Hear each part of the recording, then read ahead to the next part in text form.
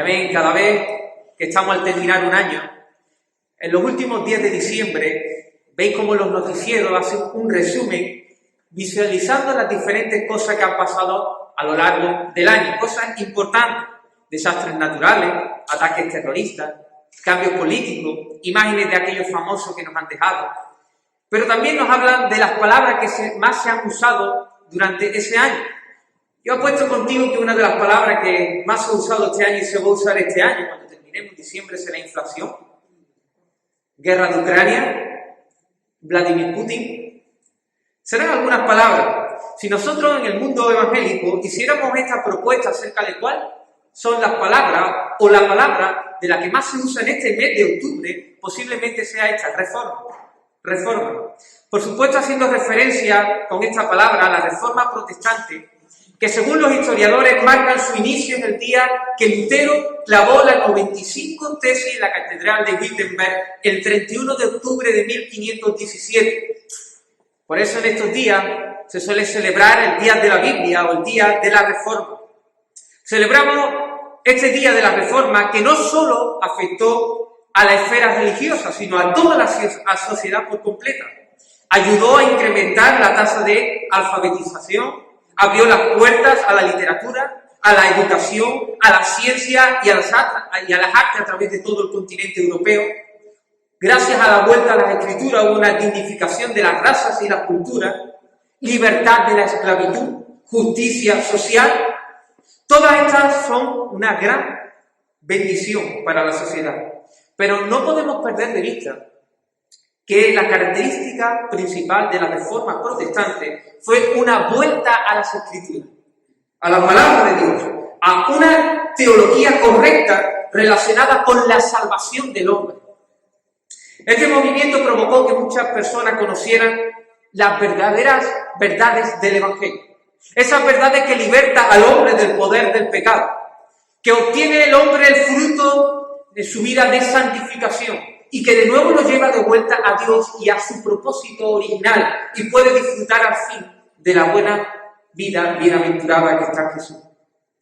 Se dice que uno de los lemas clásicos de la Reforma era siempre siendo reformados o renovados o transformados de acuerdo a la palabra. Ponlo ahí. Siempre siendo transformados, renovados o reformados de acuerdo a la palabra de Dios. Así que en este sentido no existen reformadores, sino aquellos que han sido reformados por la palabra de Dios y que cuando vemos su vida nos llevan esa vida a las Escrituras. Así que todo este conocimiento teológico se resumió de una manera sencilla en 5 frases. Se llaman 5 solas. A manera de gráfico, imagínate por un momento una casa. Una casa y allí tenemos el cimiento, tenemos columnas y tenemos el techo, lo último. Así que podríamos resumir de esta forma ese entendimiento teológico correcto con respecto a las Escrituras. Primero, el cimiento, sola Escritura. Sola Escritura. Después podríamos ver esas columnas, que sería sola gracia, sola fe, solo Cristo. Y eso lleva al final solo a Dios la gloria. Amén. Si el Señor nos permite en esta semana, estaremos hablando de esta sola. Concretamente hoy vamos a hablar del cimiento. Sola Escritura. Sola Escritura. El 31 de octubre de 1517, como he dicho anteriormente, Martín Lutero clavó un documento en la puerta de la iglesia del castillo de la ciudad de Wittenberg. Y contenía 95 tesis. ¿Qué pasaba con esas tesis? Que condenaban la venta de indulgencia que hacía la Iglesia Católica Romana. En este documento estaba escrito en latín. Y era una invitación a los académicos, a los teólogos de aquel tiempo, a discutir sobre ese tema. Hoy se usan los portales de Facebook, pero en aquel tiempo lo que se usaba eran las puertas de las iglesias. Así que allí ponían en la puerta de las iglesias una discusión, de manera que venían los académicos, los teólogos, y tenían que discutir sobre eso. Así que no había nada revolucionario, nada fuera de lo común, nada que predijera el tsunami que iba a producir esos documentos que cambiaría la historia del mundo europeo. Esa noche, Martín Lutero no lo sabía, pero había comenzado la Reforma Protestante. Así que lo que comenzó con una protesta contra el abuso de la venta de la indulgencia se convirtió en un movimiento de regreso a las Escrituras, para que la Iglesia fuera purificada de esas tradiciones humanas que no correspondían a la palabra de Dios, de quitar todos los sacramentalismos que había oscurecido el Evangelio de Jesús. Fijarse, 3 años después de que Martín Lutero clavara estas 95 tesis, fue llevado a la dieta de Worms. La dieta no es la dieta de comida y eso no. La dieta era una asamblea imperial, compuesta por las autoridades de los príncipes del Sacro Imperio Romano Germánico. O sea, los top de los top estaban allí. La gente con más autoridad, más importante. Así que invitaron a Lutero, no, lo trajeron a Lutero allí. Así que no le dieron oportunidad a Lutero de enseñar sus enseñanzas, a rebatir falsas doctrinas, sino solamente le hicieron 2 preguntas. Una de ellas, primeramente le preguntaron si los escritos que estaban allí delante de Martín Lutero eran suyos. A lo que Lutero contestó que sí, que era de él. Y segundo, le preguntaron que si se retractaba de 41 de las 95 tesis que había clavado allí con ese documento. Lutero, en aquel momento, frente a esas autoridades que estaban allí, pidió 24 horas. Permitidme tener 24 horas. Así que después de que pasó esas 24 horas, de nuevo trajeron a Lutero y empezó un interlocutor que se llamaba John von Eck a decirle que respondiera a la pregunta. A usted se le requiere ahora que dé una respuesta sin cuernos. O sea, no te líes. ¿Repudia usted o no sus libros y las cosas escritas en ellos? Y Martín Lutero respondió esto. Ya que su majestad y todos sus príncipes requieren una clara, simple y precisa respuesta, yo le daré una sin cuerno ni diente y es esta. Yo no puedo sostener mi fe al Papa o los concilios porque es tan claro como el día que ellos han errado continuamente y se han contradicho a sí mismos. A menos que sea convencido por el testimonio de las Escrituras o por razones evidentes, me mantengo firme en las Escrituras por mí adoptada. Y dice, mi conciencia es prisionera de la palabra de Dios. Y no puedo, y no quiero revocar ninguna, viendo que no es seguro o justo actuar contra la conciencia. Y él dice, a Dios que me ayude, amén. Esta fue la manera que Martín Lutero afirmó el principio de sola escritura. ¿Qué significa sola escritura? Que la palabra de Dios es la máxima autoridad en materia de fe y práctica. Por tanto, nada que contradiga la revelación de Dios puede regular la vida del creyente. Mira, sola escritura no está en contra de las autoridades, de otras autoridades. Lo que está diciendo es que la autoridad máxima es la palabra de Dios. No está en contra de los pastores, no está en contra de los credos, no está en contra de las autoridades, por ejemplo, tampoco está en contra de la iglesia local. Si ellas se sujetan a la palabra de Dios. Si ellos se sujetan a la palabra de Dios. Sola escritura quiere decir que la máxima autoridad para la vida del creyente es la palabra de Dios. No debemos olvidar que la Iglesia Católica Romana equipara la tradición y el magisterio de la Iglesia al nivel de la Biblia. Así que dice, sí, tenemos la Biblia, pero tenemos al Papa. Y tenemos la tradición. Y este es el gran problema de la desviación de la Iglesia en doctrina y por consiguiente repercute en el estado deplorable espiritualmente de aquellos que se consideran cristianos. El Papa o la tradición podía decir algo totalmente contrario a la palabra de Dios y todo el mundo debía decir amén. Ese era el problema. Martín Lutero devolvió las Escrituras al lugar donde le pertenece, el lugar primario, como vemos que mismamente Jesús da el lugar primario, el apóstol Pablo da ese lugar primario. Vemos esto en las Escrituras. Pero antes de entrar en más detalle, hay que hacer mención de otro principio que los reformadores levantaron junto con este principio de sola Escritura.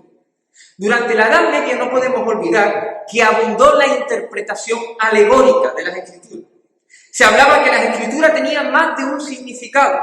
De esta forma, la Iglesia Católica Romana justificaba aquellas prácticas que no se encontraban realmente en la Biblia.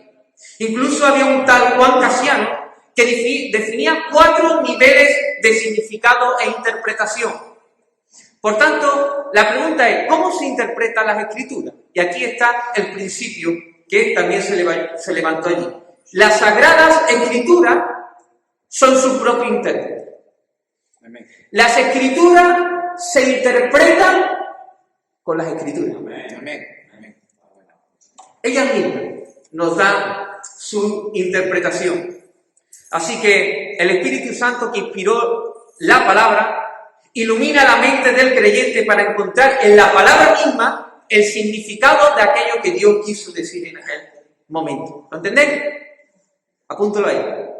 Las Escrituras se interpretan con las mismas Escrituras. Venid conmigo a 2 de Pedro, capítulo 1, versículos 19 al 21. 2 de Pedro, capítulo 1, versículos del 19 al 21.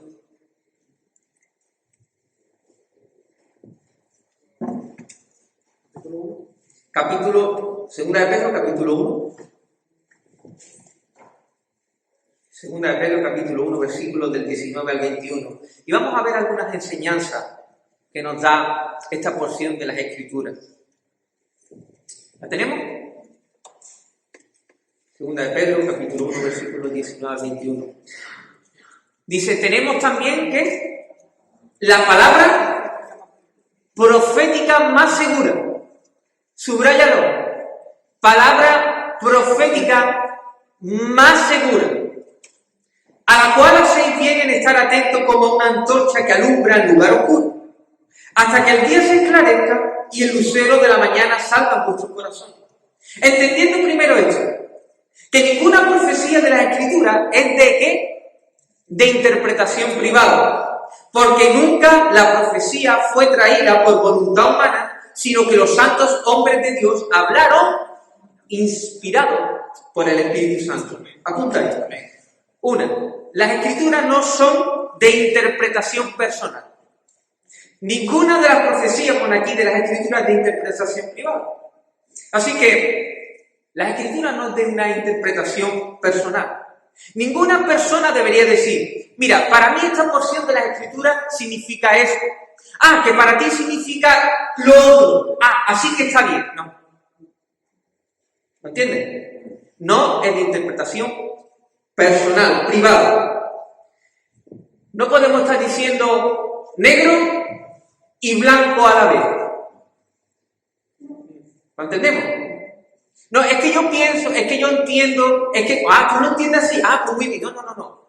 Tiene un significado lo que quieren decir las Escrituras. Las aplicaciones pueden ser diferentes, pero el significado no es diferente. Es el que se quería comunicar en aquel momento para la audiencia original de aquel momento.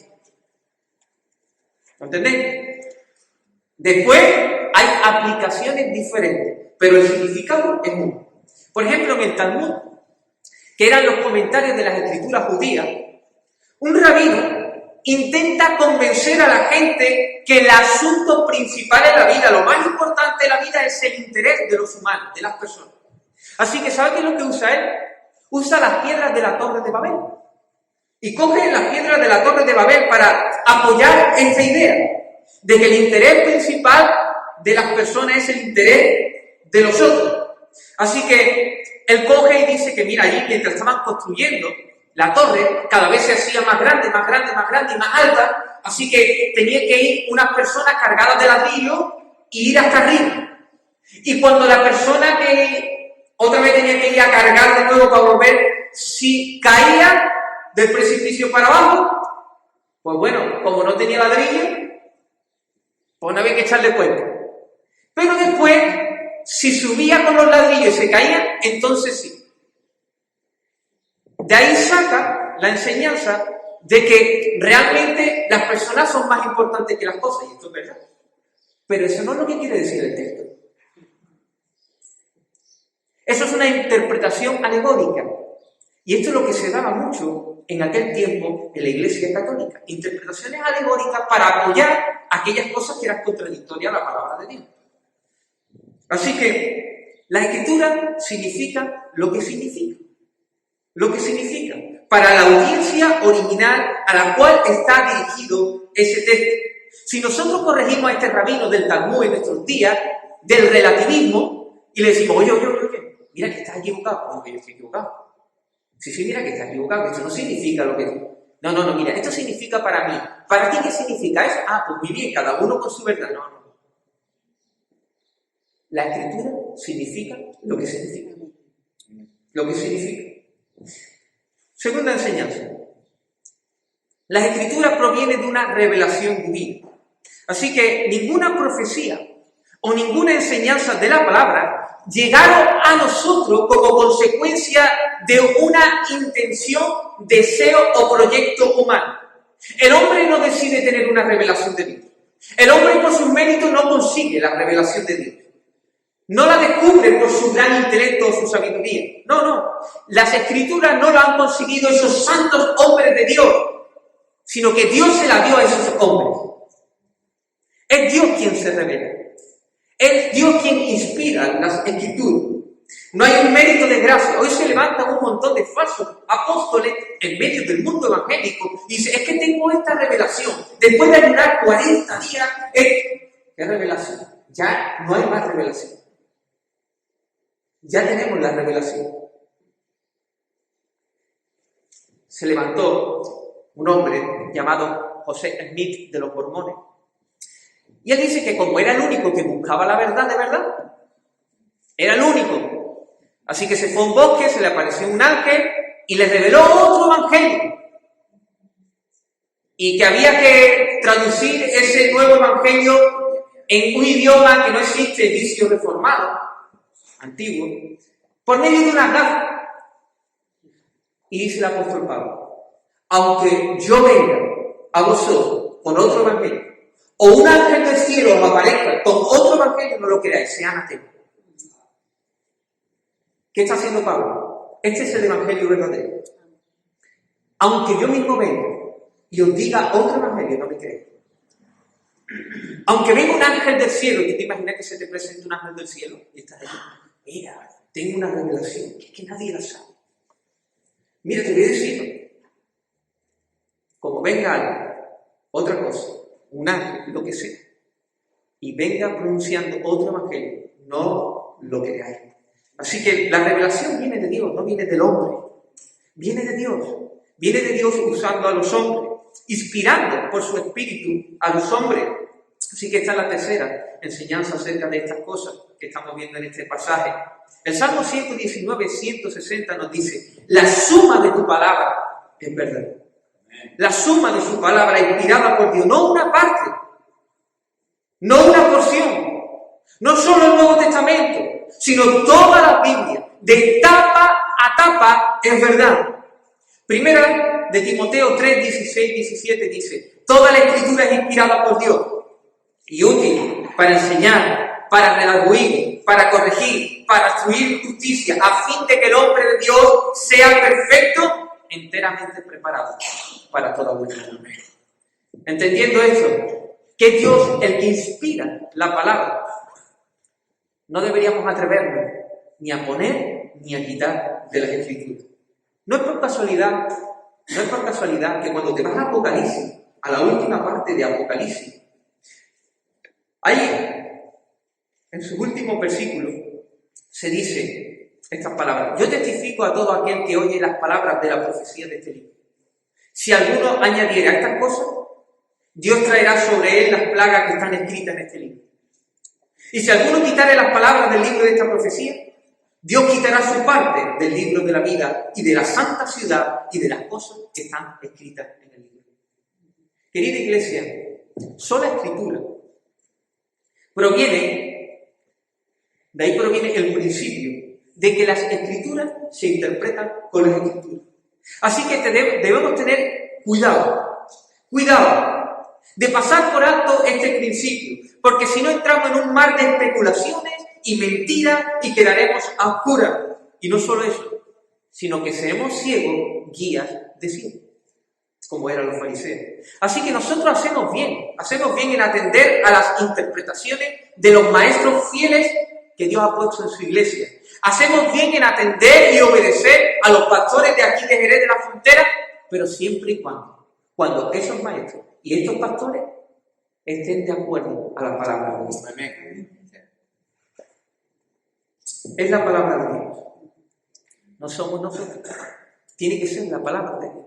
Así que tú estás ahí y siempre tienes que estar atento a que lo que se predica aquí, lo que se enseña aquí, es conforme a la palabra de Dios. Hay gente que modifica este principio. En vez de decir sola escritura, dicen escritura sola. No es lo mismo. Sola escritura no es lo mismo que escritura sola. Hay gente que toman esto diciendo la palabra de Dios es la máxima autoridad y la única autoridad. No. La palabra de Dios es la máxima autoridad, pero esa palabra también nos dice que hay que someternos a las autoridades que Dios ha establecido en el vínculo de nuestra ciudadanía terrenal, como es el gobierno. Nosotros como hijos tenemos un padre, también las mujeres, a los hombres, como dice la palabra del Señor, principio de autoridad. Todos los creyentes a la iglesia local. Así lo establece Dios, porque Dios tiene un Dios de orden. Él mismo es un Dios de orden. Dios Padre, Hijo y Espíritu Santo. Son los tres iguales, los tres en dignidad, pero cada uno cumple roles diferentes. El Padre, y el Hijo se somete al Padre, y el Espíritu Santo se somete al Padre y al Hijo. Pero son iguales, en dignidad en todo, pero hay un orden establecido dentro de la Trinidad de Dios, dentro de la deidad de Dios. Así que hay personas que levantan este cartel de escritura sola para hacer lo que quieren, para decir yo no necesito a nadie que me interprete nada, que me enseñe nada, yo no necesito pastores, yo no necesito iglesia local, yo no necesito... Esa palabra que tú dices que es tu máxima autoridad es la misma que te dice que te tienes que someter en amor a tus pastores, a la iglesia local, al gobierno, mientras que ellos estén predicando la palabra del Señor. Cuando haya ahí una división donde, como Martín Lutero le decía, te tienes que retractar, y dijo, ¿cómo? A mí me puede venir el príncipe del Sacro Imperio germánico de aquel tiempo, allí estaba delante, el Papa. Pero si lo que viene aquí es verdad, lo que yo digo, no me puedo someter a eso. ¿Entendéis? Así que qué importante es que entendamos estas cosas, queridos hermanos. Cuidado de intentar ir a las Escrituras y decir, a ver si Dios me da una iluminación, una nueva revelación. Mira, no hay nada nuevo debajo del sol. Ya está dicho lo que tiene que estar dicho. Hay aplicaciones nuevas, aplicaciones para el tiempo nuestro, pero la Escritura significa lo que significa. Significa lo que significa. Así que vamos a entrar en el segundo punto, porque si realmente nosotros decimos sola Escritura, la única norma de fe y conducta, que esa revelación es dada por Dios a través de hombres ordinarios, que escribieron sin perder su personalidad, pero asegurándose Dios que todo lo que ponía ahí era lo que Él quería. Si nosotros aceptamos esto, estamos presuponiendo ciertas cosas. Así que vamos a ver 5 cosas que estamos presuponiendo al creer sola Escritura. Si decimos creer sola Escritura, estamos afirmando que la Biblia es infalible e inerrante. Si las Escrituras han sido inspiradas por Dios, por tanto, está inmune al error. Está libre de error. Por eso Pedro, en este pasaje que hemos leído anteriormente, dice que tenemos la palabra profética más segura. ¿Por qué es la más segura? Porque proviene de Dios. La Biblia no tiene error. No se equivoca su escrito original. Y no se equivoca porque Dios no se equivoca. La Biblia es veraz, completamente verdad, porque Dios no puede inspirar algo que no sea verdad. Por eso Pablo está advirtiendo, estar atento a ella, como una antorcha que alumbra el lugar oscuro. Mira, olvídate por un momento de las luces LED, ¿puedes hacerlo? Olvídate. Aparta tu mente de la lámpara de bajo consumo, o incluso de la bombilla incandescente de filamento de carbono, que patentó Thomas Edison. En los tiempos bíblicos, lo que había para alumbrar eran lámparas. Si no había lámpara con luz, todo estaba oscuro. Así que el apóstol Pablo, Pedro está diciendo, ¿cómo estaréis sirviendo? Pues atento a la palabra de Dios. Porque si no estamos atentos a la palabra de Dios, quedamos a oscuras. Las palabras del hombre, sin la revelación de Dios, no son inmunes al error. No pueden alumbrar porque están contaminadas por las bacterias del pecado. Las palabras del hombre no están libres de error en cuanto al conocimiento acerca de Dios, en cuanto a la salvación, en cuanto al alma. Pero Dios no nos ha dejado oscuros. Hemos cantado grande tu fidelidad, Señor, tu misericordia. Y nos ha dado su palabra profética más segura, inerrante e infalible. La palabra de Dios es veraz, no se equivoca, es totalmente confiable. Como dice Sujel Michelin, Dios honrará cada una de sus promesas. Dios cumplirá cada una de sus profecías. Dios llevará a cabo cada uno de sus juicios y cada una de sus advertencias.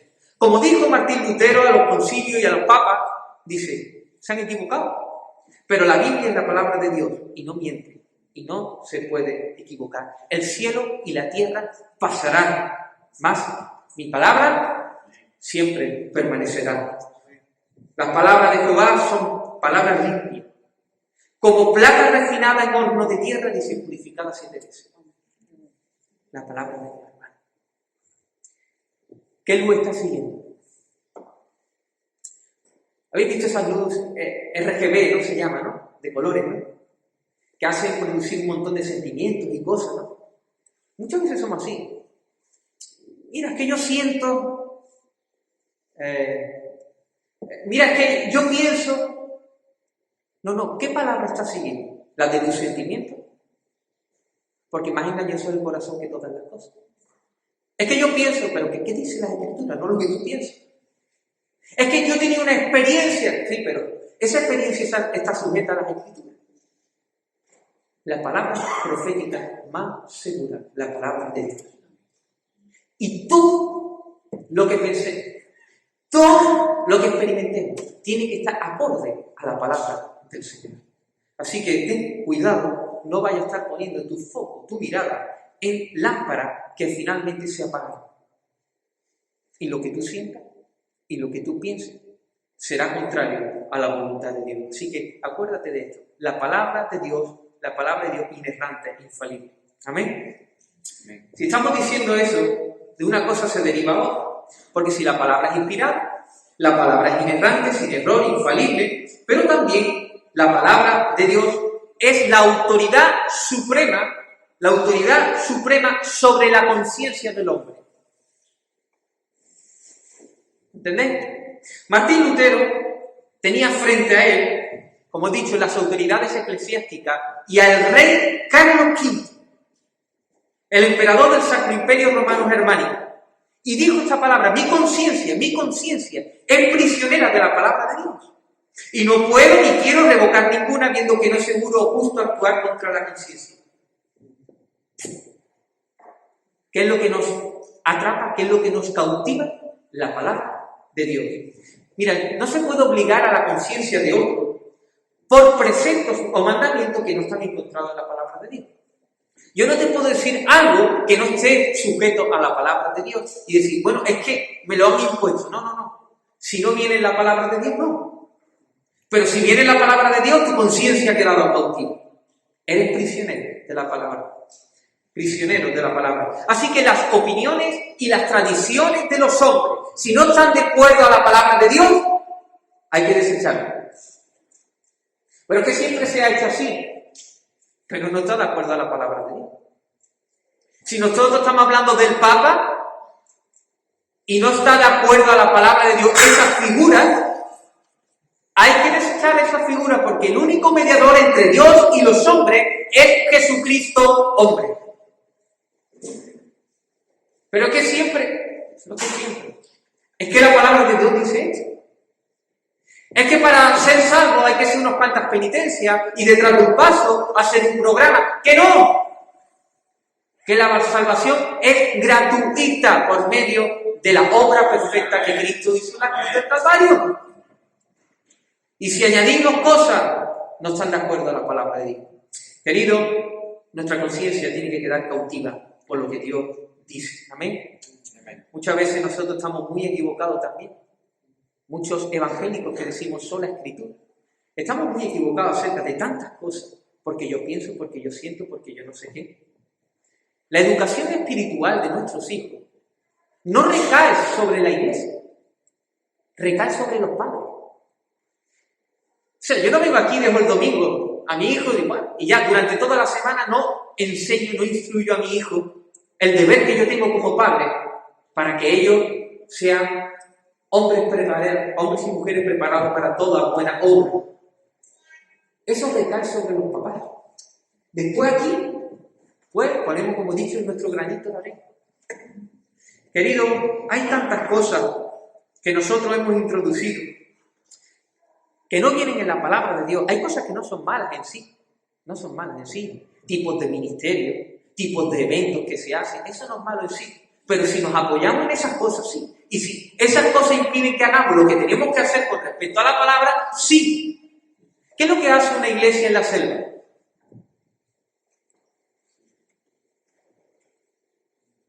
¿Qué es lo que hace? ¿Cuántos ministerios tiene? ¿Cuántos eventos tiene? Orar, estudiar la palabra, predicar, eso es lo que hay que hacer. Nuestra conciencia está presa de lo que dice que tenemos que hacer como iglesia. Lo otro, bien, sí está, pero sin dejar de hacer esto. ¿Recordáis a Jesús cuando le dice, mira, por vuestras tradiciones a los fariseos, por vuestras tradiciones invalidáis la palabra de Dios? Así que está poniendo la palabra de Dios por encima de las tradiciones. Así que qué importante es esto, querido hermano. Muchas veces nos olvidamos de estas cosas.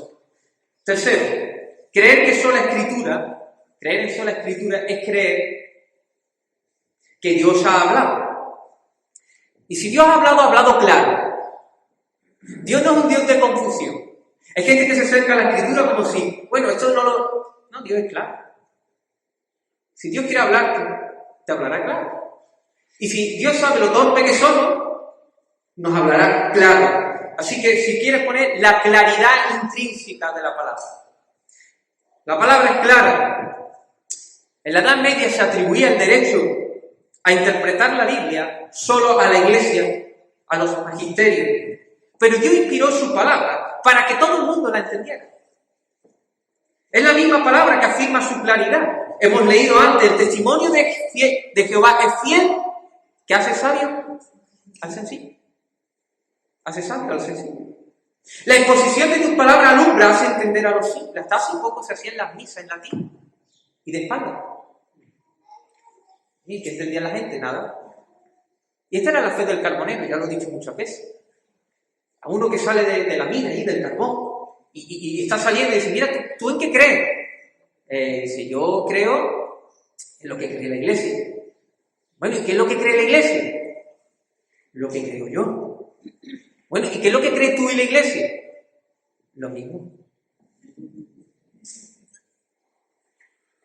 La palabra es para todo.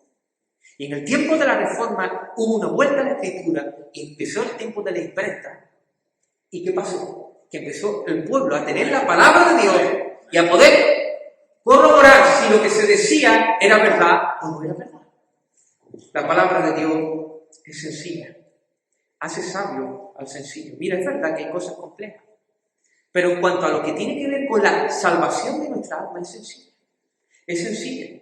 Incluso aquellos textos que son más oscuros, más difíciles de entender, se interpretan con los textos más claros. Las palabras se interpretan. Muchas veces hay textos difíciles, pero no es por el texto, no es por la palabra, es debido a nosotros. Porque tenemos prejuicios, muchas veces por nuestra falta de gramática, muchas veces por nuestra falta de conocimiento del contexto de aquel tiempo. Pero para la salvación del alma, sencillo. Todo el mundo puede entender. Y la palabra hace sabio, más sabio, aquel hombre que pueda ir allí con humildad de corazón y sencillez y diga: Señor, ayúdame a entender tu palabra. Amén. Cuarto, solo la escritura también es aceptar la suficiencia de las escrituras. ¡Wow! ¿Sabéis qué es eso? Que en las escrituras encontramos todo lo que necesitamos para todo lo relacionado con nuestra alma, con nuestra vida, a fin de que el hombre sea perfecto, enteramente preparado para toda buena obra. Suficiente. No necesitamos más. Es verdad que la Biblia no es suficiente para hacer una cirugía de corazón. Para eso no ha sido inspirada la Biblia. Pero más vale al médico que tenga esta creencia de suficiencia en las Escrituras, para que lo que haga, lo haga para la gloria de Dios. ¿Entendéis? La palabra ha sido inspirada para eso, para todo lo relacionado a nuestra alma, para convertir el alma, transformar el alma, salvar el alma. Por ejemplo, ¿estás desalentado? ¿Qué necesitas? La palabra de Dios. ¿Estás depresivo o ansioso? ¿Qué necesitas? La palabra de Dios. ¿Quieres conocer a Dios? ¿Qué necesitas? La palabra es suficiente para esa alma.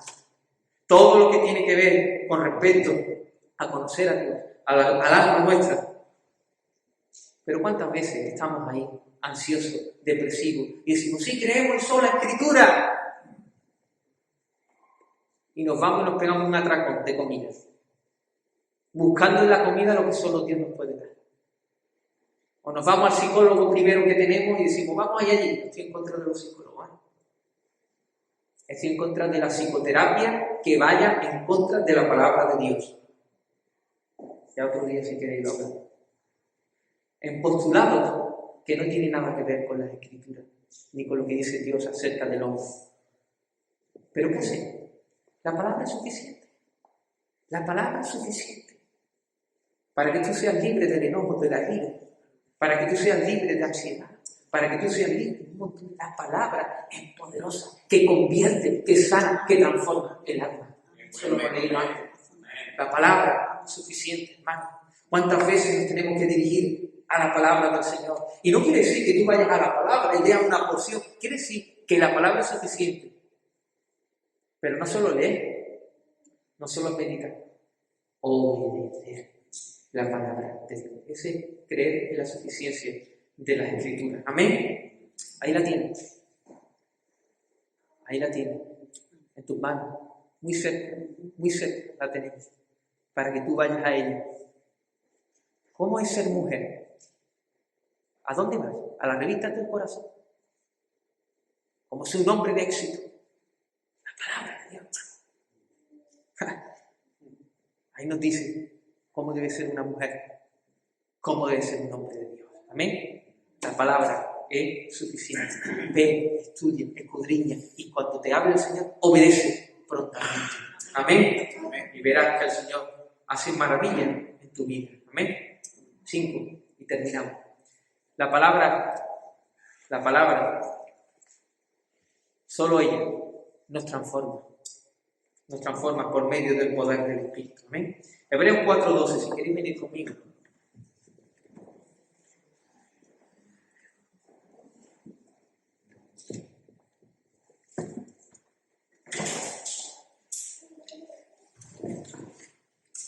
Porque la palabra de Dios es viva y eficaz. Amén.